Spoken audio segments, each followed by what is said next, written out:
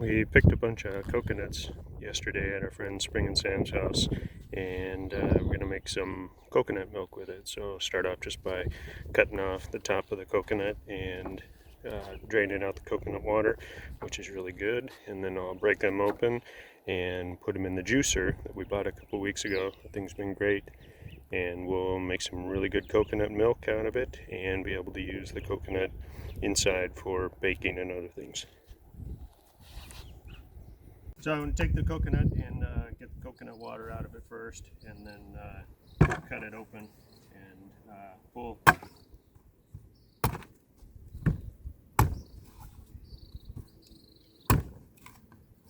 And there's guys that can do this in 2 or 3 hits. Not me yet. That's okay. I want to make sure that I take my time and keep all my fingers.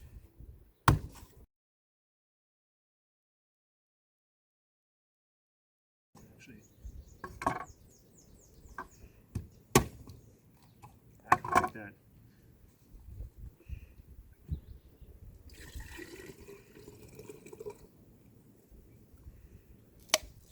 Then take it open and make a mess.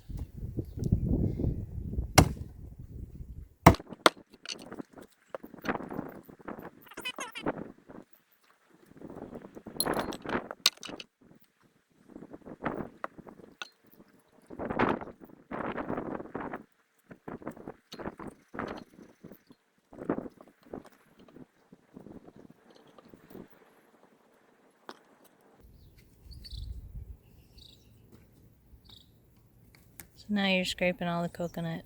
Yeah. Actual coconut out of the coconut. White meat out of here.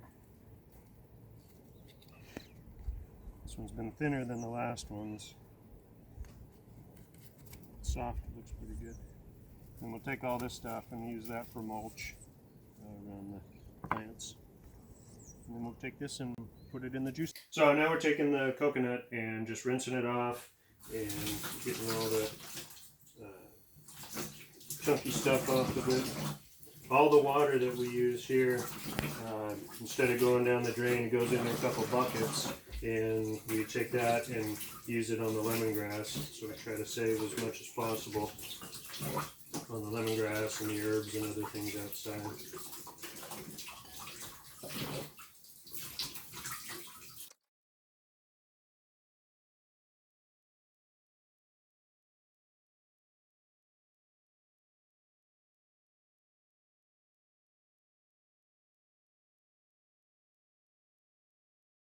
Take this, and to get the fresh coconut, which comes out after it goes through the juicer, which we'll use for baking and other things, we can leave some of the brown stuff on, but it's just been, or taste-wise, it's better just to trim some of this stuff off. And all of this goes into compost bucket here, which goes into the big compost bin out there that we made with the rum barrel.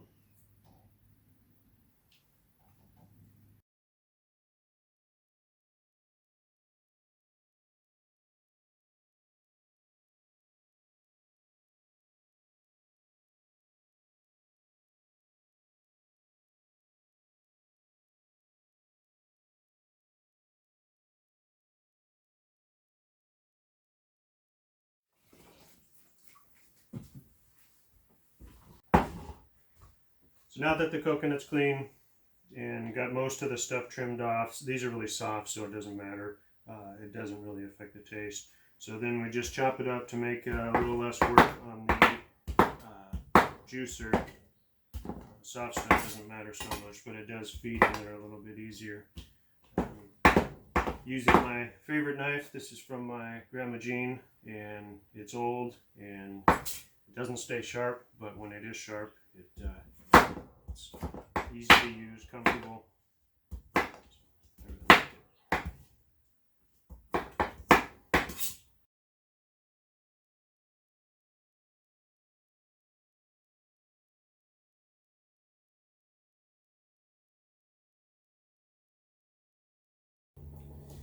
There we go. Now, time to make some.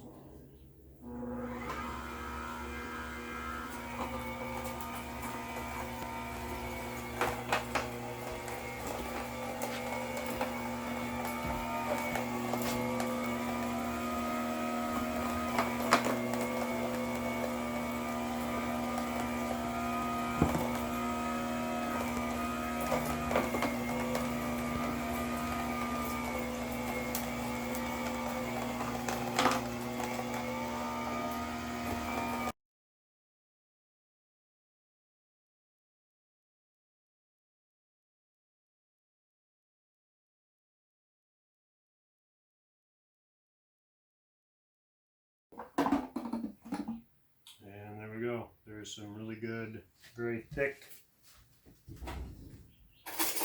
coconut milk that you can see is just really good.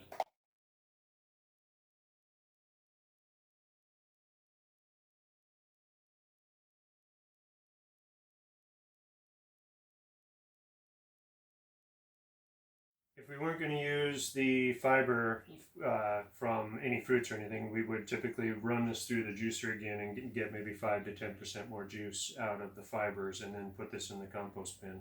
But because we want to use this for some baking, we can leave it in there and it adds more moisture and more flavor to the coconut.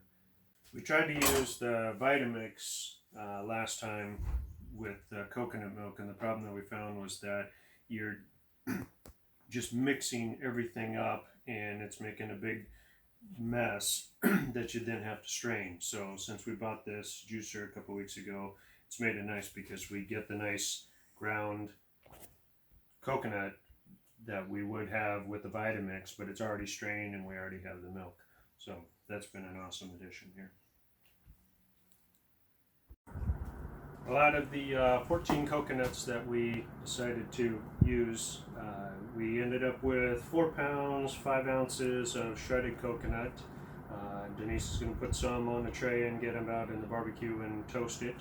And we got about 72 ounces of coconut water and 2.5 cups of coconut milk left because we were drinking it along the way because it's really good. So it was good, well worth it, and versus just doing what we did last time with the Vitamix. So that's been our fun for the day. Thanks for watching.